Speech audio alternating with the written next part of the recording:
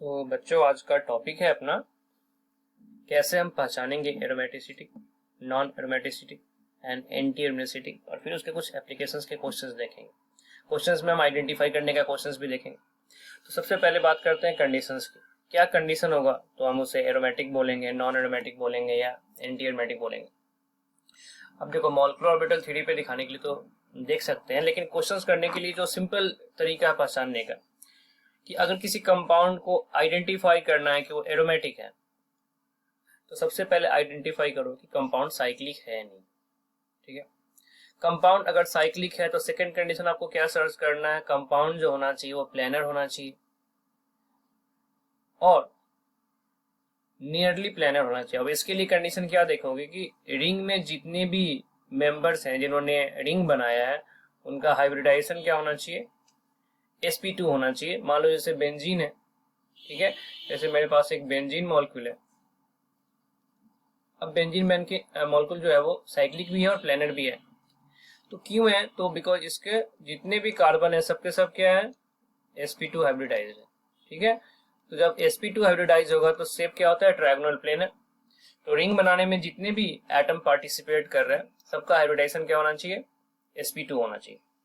तो उस कंडीशन से हम इसको आइडेंटिफाई कर सकते हैं।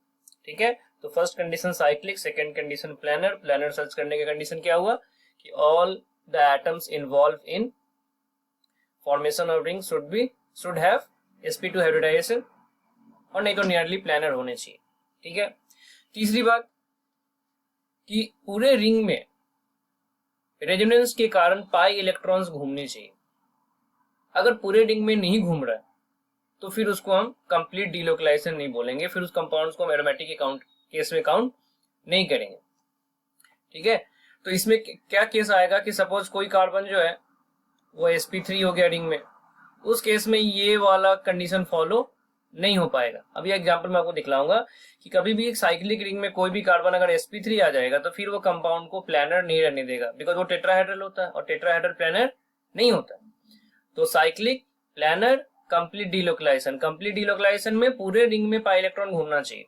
ठीक है, और बाद में काउंट करेंगे 4n+2 पाई इलेक्ट्रॉन, या तो आप ऐसे काउंट करो जहां पे n का वैल्यू 0, 1, 2 होल नंबर्स में चलेगा आगे, और नहीं तो आप पेयर काउंट कर लो। एक पाई बॉन्ड का मतलब एक पेयर, तो आपके पास odd number of pair of electron होने चाहिए। ठीक है, तो अगर कोई भी कंपाउंड इन चार कंडीशंस को फुलफिल करता है तो उसे हम एरोमेटिक बोलते हैं। और अगर कोई कंपाउंड फर्स्ट थ्री कंडीशंस को फॉलो कर रहा है, सेम कंडीशन है जो फर्स्ट थ्री कंडीशन को फॉलो कर रहा है, बट यहाँ पे 4n+2 है, और अगर वो 4n पाई इलेक्ट्रॉन को फॉलो करता है तो उसको हम क्या बोलते हैं, एंटी एरोमेटिक बोलते हैं। तो एरोमेटिक और एंटी एरोमेटिक में एक ही डिफरेंस है यहाँ पे कि एक 4n+2 पाई इलेक्ट्रॉन फॉलो करता है, दूसरा 4n पाई इलेक्ट्रॉन फॉलो करता है, लेकिन दोनों के स्टेबिलिटी में बहुत फर्क होता है। एरोमेटिक एंटी एरोमेटिक से बहुत ज्यादा स्टेबल होता है। ठीक है, और नॉन एरोमेटिक का कंडीशन क्या है कि दुनिया का जितने भी कंपाउंड है जो इन दोनों की कैटेगरी में नहीं आता है वो फिर वो कहाँ पे आएगा, नॉन एरोमेटिक। इसके लिए कोई कंडीशन आइडेंटिफाई करने का जरूरत नहीं है, आप इन दोनों को ढूंढो, नहीं मिलता है तो फिर ऑटोमेटिक बाय डिफॉल्ट यही होगा। ठीक है, जितने भी open chain compound non aromatic. मैं क्या बोल रहा था कि अगर कोई भी कंपाउंड पहचानना है कि वो नॉन एरोमेटिक है तो क्या करना है, अपने को एरोमेटिक और एंटी एरोमेटिक का कंडीशन अप्लाई करना है। अगर इन दोनों के कंडीशन सेटिस्फाई नहीं करता है तो अपने आप ही क्या हो जाएगा, वो नॉन एरोमेटिक हो सकता है। तो यहाँ पे मैं 2 पॉइंट बोलूंगा कि जितने भी ओपन चेन कंपाउंड है वो सारे नॉन एरोमेटिक हैं, जितने भी नॉन प्लेनर मॉलिक्यूल वो सारे नॉन एरोमेटिक है। तो पहले ये 2 कंडीशन ढूंढ लो, उसके बाद ही इन कंडीशन को आप ढूंढने का जरूरत है। ठीक है, अब तक क्वेश्चन करते हैं। क्वेश्चन है identify aromatic, non aromatic and anti aromatic. ठीक है, अब फर्स्ट क्वेश्चन देखो, यहाँ पे ये जो कार्बन है sp3 हाइब्रिडाइज्ड है। तो मैंने क्या बोला था, जिस भी कंपाउंड में साइक्लिक रिंग में कोई भी कार्बन sp3 है वो क्या हो जाएगा, नॉन प्लेनर। और नॉन प्लेनर क्या होता है, नॉन एरोमेटिक होता है। ठीक है, एरोमेटिक का मतलब मैं यहाँ पे शॉर्टकट यूज कर रहा हूँ, एरोमेटिक का मतलब A, नॉन एरोमेटिक का मतलब Na, एंड एंटी एरोमेटिक का मतलब है ये A। ठीक है, तो ये कंपाउंड नॉन प्लेनर है तो क्या हो गया, नॉन एरोमेटिक। ठीक है, अब दूसरे पे आते हैं। अब देखो साइक्लिक है, ठीक है।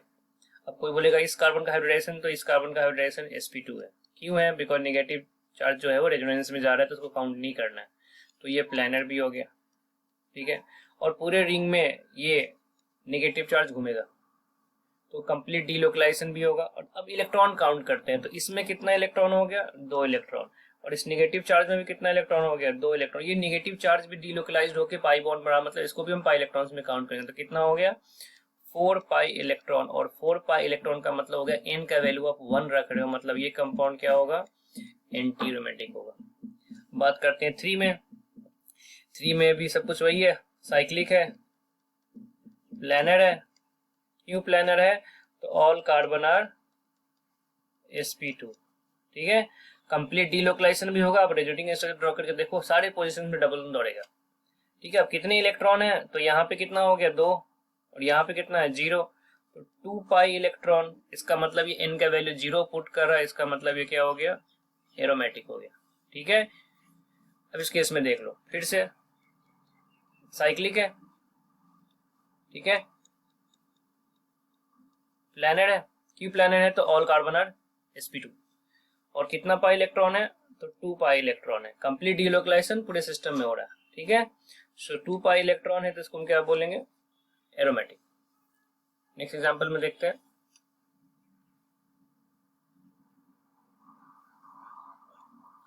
फाइव में देखो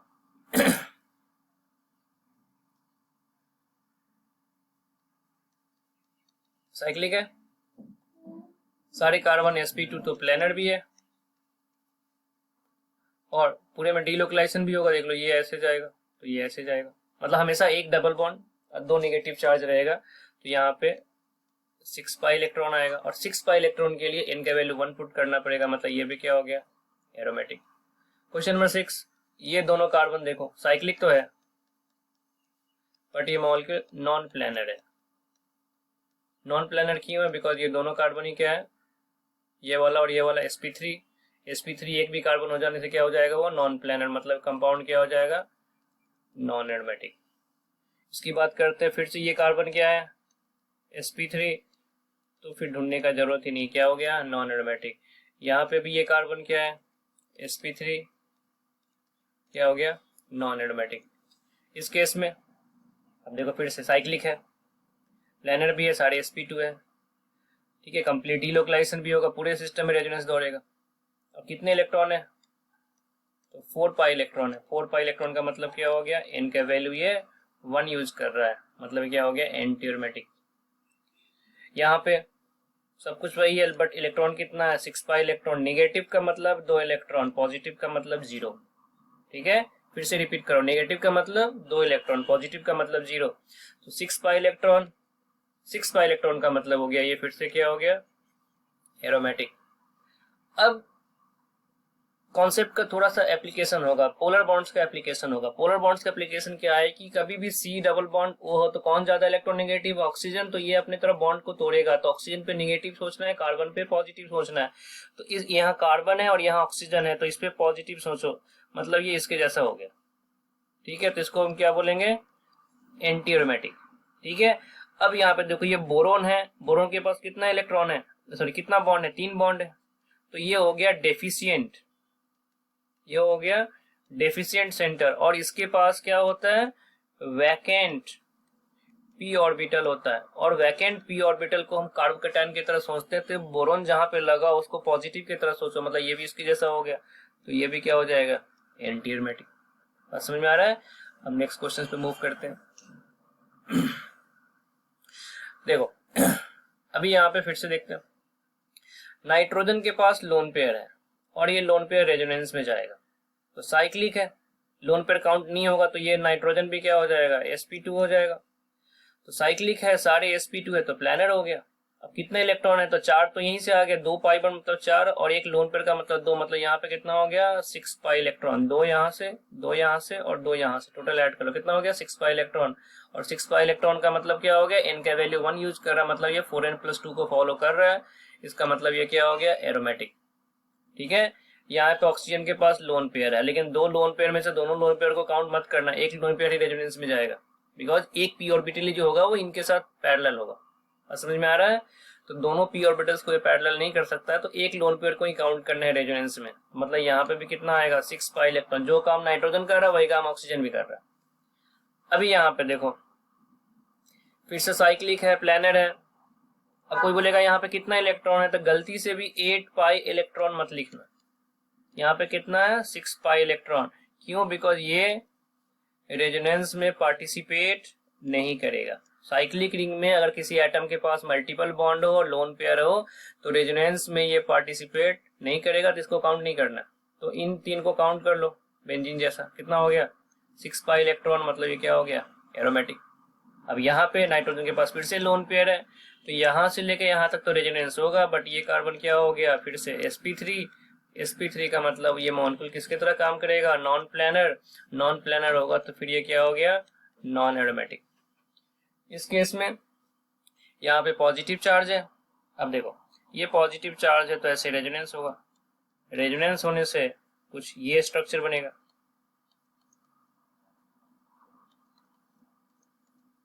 अब नाइट्रोजन यहाँ पे लोन पेयर डोनेट करके क्या बना देगा, पाई बॉन्ड बना देगा। मतलब ये बन गया किसके जैसा, उस पायरिडीन जैसा स्ट्रक्चर बन गया। मतलब यहाँ पे बोलेंगे बेंजीन जैसा है, तो ये कंपाउंड भी क्या हो जाएगा, एरोमेटिक। रेजोनेटिंग स्ट्रक्चर ड्रॉ कर रहा हूँ। फिर से यहाँ पे ये 3 कार्बन क्या हो गया, sp3, तो ये फिर से क्या हो गया, नॉन एरोमेटिक। ठीक है, बात समझ में आ रहा है? तो अगर लोन पेयर दिखे तो सिस्टम में उसे इंटर कराओ, काउंट करो उसे। Question number 19। अभी क्या होगा यहाँ पे ये देखो ये नेगेटिव चार्ज रेजोनेंस में जाएगा और यहाँ का लोन पेयर भी रेजोनेंस में जाएगा, तो ये भी जा रहा है और ये भी जा रहा है। इसको उल्टा ले जाना चाहिए था, यहाँ ले जाओ। आप इधर भी ले जा सकते हो, अगर इधर ले जाओ तो फिर लोन पेयर को इधर ले जाओ। ठीक है, तो टोटल कितना हो गया, 2 यहाँ पे, 2 यहाँ पे, 2 यहाँ से जाएगा, 2 यहाँ से जाएगा। टोटल कितना हो गया, 8 पाई इलेक्ट्रॉन। 8 पाई इलेक्ट्रॉन का मतलब क्या हो गया, ये एंटी एरोमेटिक। अब यहाँ पे ऑक्सीजन के पास लोन पेयर है, ठीक है, और यहाँ पे क्या है, पॉजिटिव। बोरोन को मैंने क्या बोला था, पॉजिटिव चार्ज की तरह सोचो। ठीक है, तो एक लोन पेयर यहाँ पे आएगा तो कुछ स्ट्रक्चर ऐसा बन जाएगा।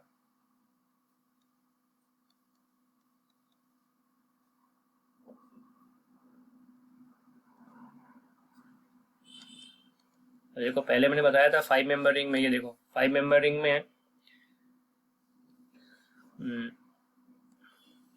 5 मेंबर रिंग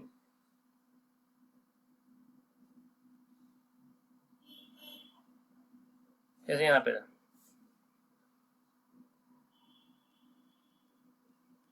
ये देखो 5 मेंबर रिंग में ऑक्सीजन के पास एक लोन पेयर, 2 डबल बॉन्ड, तो उसके जैसा ही बिहेव कर रहा है अभी यहाँ पे, उसके जैसा ही बिहेव कर रहा है अभी यहाँ पे। मतलब ये कंपाउंड भी क्या हो गया, एरोमेटिक। इस केस में फिर से कितना हो गया, 6 पाई इलेक्ट्रॉन, एरोमेटिक। ये कार्बन sp3, sp3 का मतलब नॉन प्लेनर, नॉन प्लेनर का मतलब नॉन एरोमेटिक। यहाँ पे पॉजिटिव सोचो, यहाँ पे लोन पेयर सोचो, जाएगा। ये भी कितना हो गया, 6 पाई इलेक्ट्रॉन, ये क्या हो गया, एरोमेटिक। यहाँ पे नाइट्रोजन वही काम करेगा, ये पॉजिटिव चार्ज, यहाँ पे भी कितना, 6 पाई इलेक्ट्रॉन, ये भी क्या हो गया, एरोमेटिक। नेक्स्ट क्वेश्चन पे चलते हैं। देखो नाइट्रोजन यहाँ पे डोनेट करेगा, ये पॉजिटिव चार्ज, ठीक है, डोनेट किया। फिर से यहाँ पे भी कितना आएगा, 6 पाई इलेक्ट्रॉन, मतलब ये भी क्या हो गया, एरोमेटिक। अगर आपके पास साइक्लिक रिंग हो तो सबको काउंट करो, डायरेक्टली काउंट कर लो। 1 कंजुगेटेड डबल बॉन्ड्स है, इनको हम काउंट करेंगे एक्सेप्शंस को छोड़ के। तो एक्सेप्शंस तो आएगा वो मैं बता दूंगा। यहाँ पे कितने हैं, 1 2 3 4 5 6, इवन नंबर है, या काउंट कर लो। 6 का मतलब कितना हो गया, 6 इंटू 2 हो गया 12। 12 पाई इलेक्ट्रॉन का मतलब है n का वैल्यू 3 ले रहा है, 4n पाई इलेक्ट्रॉन को फॉलो कर रहा है, इसका मतलब ये क्या हो गया, एंटी एरोमेटिक। इस केस में कितना हुआ, 2 2 2 2 2 एंड 2 10 पाई इलेक्ट्रॉन का मतलब ये हो गया एरोमेटिक। इस केस में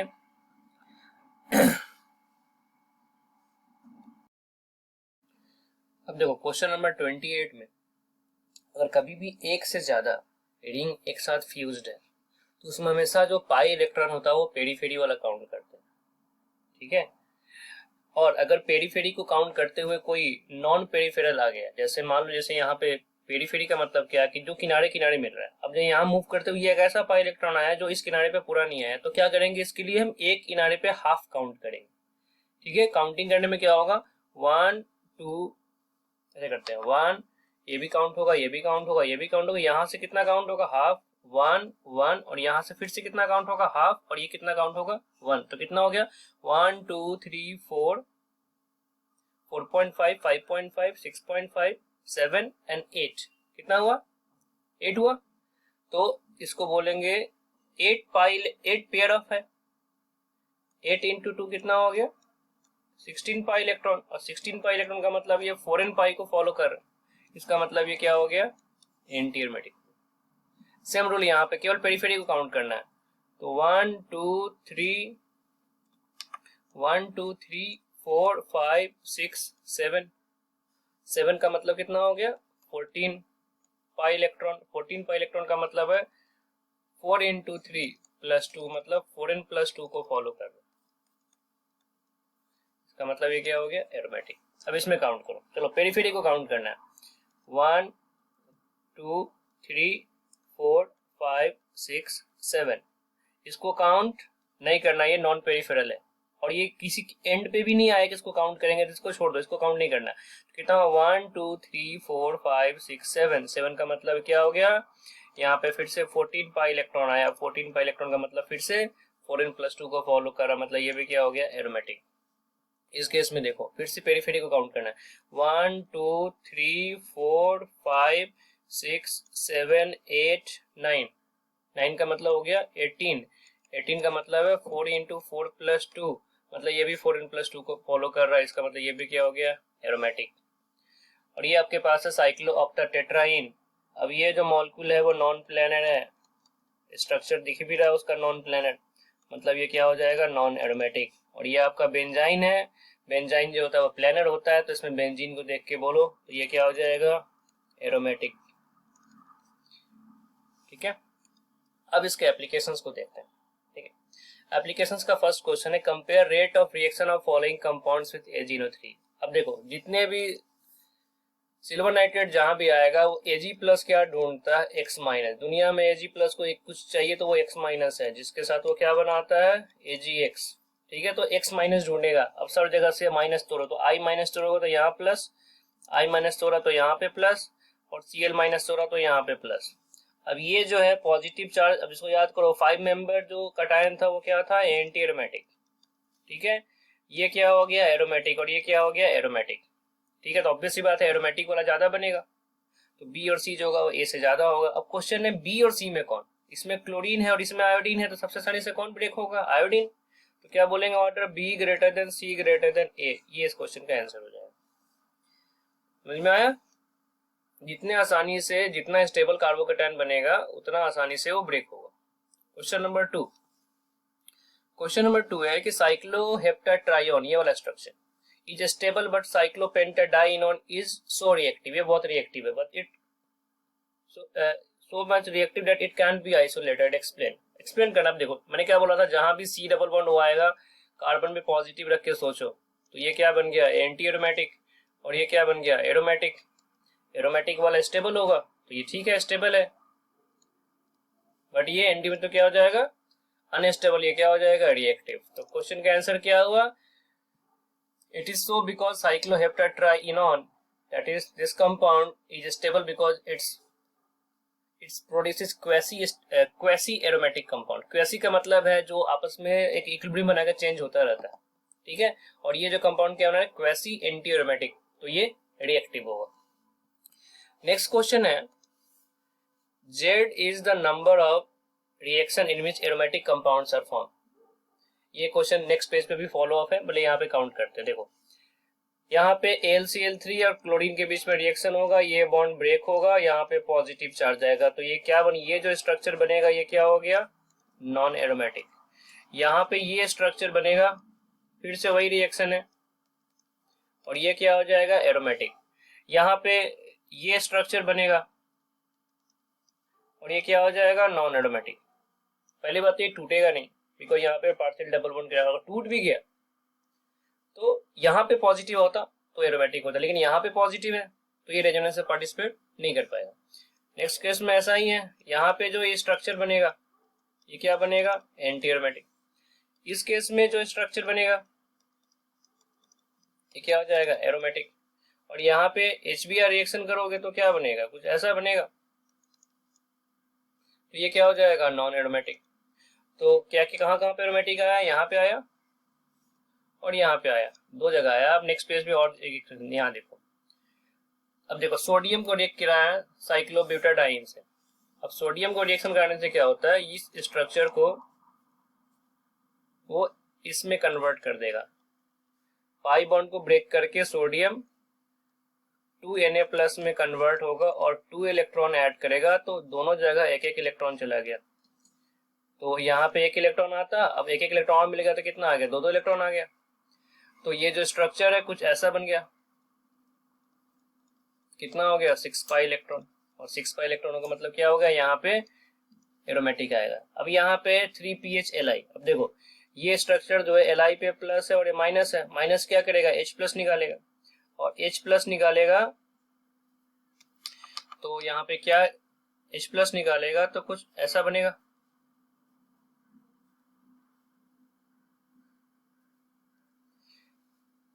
PH- क्या करेगा, H+ कहाँ से निकलेगा, तो यहाँ का हाइड्रोजन निकलेगा, यहाँ का हाइड्रोजन निकलेगा और यहाँ का हाइड्रोजन। 3PH लिखा मतलब 3 जगह से हाइड्रोजन निकालो, तो यहाँ पे माइनस, यहाँ पे माइनस और यहाँ पे मैंने हर जगह से क्या आया, 3PH- 3H+।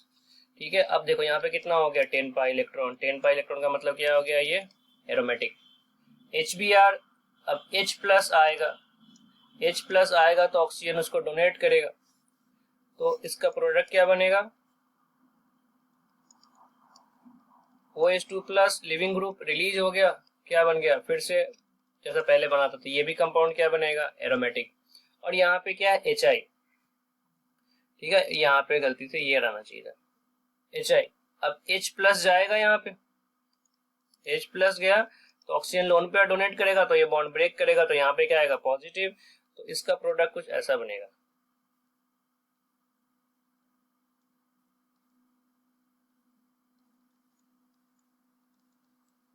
तो ये कंपाउंड क्या बन जाएगा, तो यहाँ पे क्या बनेगा, एरोमेटिक। तो Z था नंबर ऑफ एरोमेटिक, तो कहाँ का एरोमेटिक बना, यहाँ बना, यहाँ बना, यहाँ बना और यहाँ बना।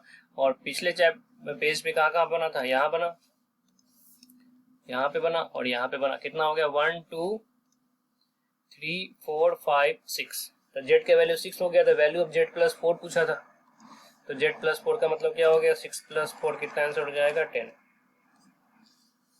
ठीक है, नेक्स्ट क्वेश्चन पे मूव करते हैं। The given compound has high dipole moment. अब देखो जो डाइपोल मोमेंट होता है डायरेक्टली प्रोपोर्शनल टू चार्ज होता है, ठीक है। अब इस डबल बॉन्ड को तोड़ने पे, अगर मैं इस डबल बॉन्ड को ऐसे तोड़ता हूं कि एक को पॉजिटिव और एक को नेगेटिव, तो ये क्या हो गया, ये भी एरोमेटिक और ये भी एरोमेटिक। और एरोमेटिक आयंस बनने से ये बॉन्ड बहुत आसानी से ब्रेक होगा। इस बॉन्ड को ब्रेक करके अब आसानी से ये स्ट्रक्चर हमें मिलता रहेगा, ठीक है। तो यहाँ पे जितना ज्यादा बॉन्ड टूटेगा उतना ज्यादा यहाँ पे चार्ज डिस्ट्रीब्यूट होगा, और जितना ज्यादा चार्ज होगा उतना ज्यादा डाइपोल मोमेंट हाई होगा।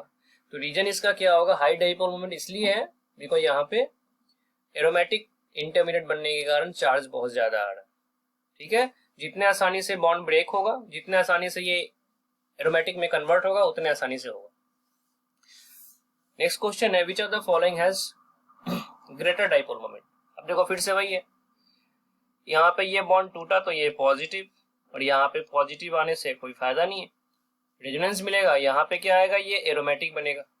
ये वाला जो स्ट्रक्चर दिख रहा है देखो, ये डबल बॉन्ड और ये पॉजिटिव चार्ज साइक्लिक मेंबरिंग, तो ये क्या बन गया, एरोमेटिक। यहाँ पे एरोमेटिक नहीं है तो इसका डाइपोल मोमेंट ज्यादा होगा।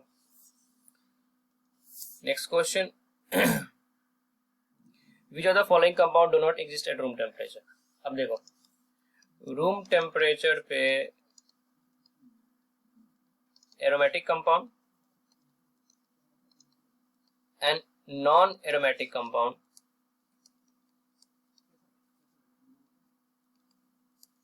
एग्जिस्ट करता है। Anti aromatic compound do not exist at room temperature. तो which of the following compound do not exist at room temperature. अब देखो ये तो नॉन एरोमेटिक है, ये एरोमेटिक है। ये पहले ही मैंने एग्जांपल बताया था, ये पॉजिटिव चार्ज की तरह सोचो, ये क्या हो गया एंटी एरोमेटिक, और इसका लोन पेयर जो आएगा तो ये क्या हो गया एरोमेटिक। तो आंसर क्या होगा C, anti aromatic compound room temperature पे एग्जिस्ट नहीं करता। Next question, which cyclization should occur with a decrease in pi electron energy. अब देखो अगर देखा जाए एनर्जी वाइज तो जो एरोमेटिक होता है उसमें बॉन्डिंग मॉलिक्यूलर ऑर्बिटल होता है, ठीक है, और एंटी एरोमेटिक में एंटी बॉन्डिंग मॉलिक्यूलर ऑर्बिटल होता है, और बीच में हो गया मॉलिक्यूलर ऑर्बिटल। तो अगर कोई एनर्जी का ऑर्डर लिखता है तो एंटी बॉन्डिंग ज्यादा, फिर मॉलिक्यूलर ऑर्बिटल, फिर बॉन्डिंग मॉलिक्यूलर ऑर्बिटल। तो जब बॉन्डिंग मॉलिक्यूलर ऑर्बिटल बनेगा मॉलिक्यूलर ऑर्बिटल से, ठीक है, समझ रहे हो ना, मॉलिक्यूलर ऑर्बिटल से बॉन्डिंग मॉलिक्यूलर ऑर्बिटल में इलेक्ट्रॉन गया, तो यहाँ पे यहां से यहां जाने में एनर्जी क्या होगा रिलीज होगा, और यहां से यहां जाने में एनर्जी एब्जॉर्ब होगा। तो जहां भी बॉन्ड एरोमेटिक बनेगा वहां पे एनर्जी रिलीज होगा, जहां पे एंटी बॉन्डिंग बनेगा वहां पे एनर्जी एब्जॉर्ब होगा। अब यहाँ देखो ये क्या बना एंटी बॉन्डिंग, यह क्या बना एरोमेटिक, ये नॉन एरोमेटिक, और ये क्या बना एंटी एरोमेटिक। तो कहाँ पे एनर्जी रिलीज होगा बी ऑप्शन में, जहां पे भी एरोमेटिक कंपाउंड्स का सिंथेसिस होगा वहां पे एनर्जी रिलीज होगा। Next question, which of the following reaction will not proceed. अब देखो यहाँ पे क्लोरीन का लोन पेयर डोनेट हुआ, ये बेस की तरह काम, एसिड की तरह काम, तो यहाँ पे ये बनेगा और साथ में Sp(Cl6- बनेगा तो प्रोसीड होगा। यहाँ पे फिर से ब्यूट माइनस है, अब H प्लस ले जाओ, तो यहाँ हाइड्रोजन है और यहाँ हाइड्रोजन है, तो क्या बनेगा कुछ हिस्सा बनेगा।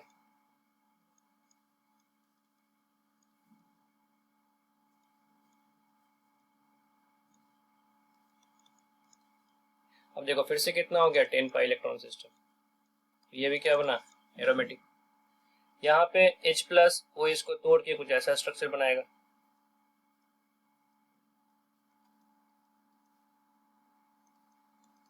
ये भी क्या हो गया एरोमेटिक। और यहाँ पे पूछ रहा है SN1, तो SN1 में तो कार्बोकेटायन बनता है, और ये क्या हो गया एंटी एरोमेटिक। तो एंटी एरोमेटिक तो एग्जिस्ट करता नहीं है, इसलिए आंसर क्या होगा, कौन सा रिएक्शन प्रोसीड नहीं होगा, तो जिसमें एंटी एरोमेटिक होगा। जिसमें एरोमेटिक और नॉन एरोमेटिक बनेगा वो प्रोसीड हो सकता है, लेकिन जिसमें एंटी एरोमेटिक बनेगा वो प्रोसीड नहीं होता। आंसर क्या होगा डी। सो मैंने सारे टॉपिक्स जो भी एरोमेटिसिटी से रिलेटेड क्वेश्चन है कवर करने की कोशिश किया है। इसको आप देखिए, अपने दोस्तों के साथ शेयर कीजिए, पसंद आया तो इसको लाइक कीजिए और शेयर कीजिए। आप बार बार भी देख सकते हो, आप मेरे यूट्यूब चैनल पे जाके देखिए, ठीक है। आप जितना ज़्यादा इसे लाइक और शेयर करेंगे मुझे उतना ज़्यादा मोटिवेशन मिलेगा, आपके लिए मैं और वीडियो बनाता रहूँगा। जब भी कोई वीडियो 100 व्यूज तक पहुंच जाता है तो मैं नेक्स्ट वीडियो बनाता हूँ, तो इसको जल्दी से जल्दी आप 100 व्यूज तक पहुंचाइए ताकि मैं फिर आपके लिए नेक्स्ट वीडियो बनाऊंगा। Thank you.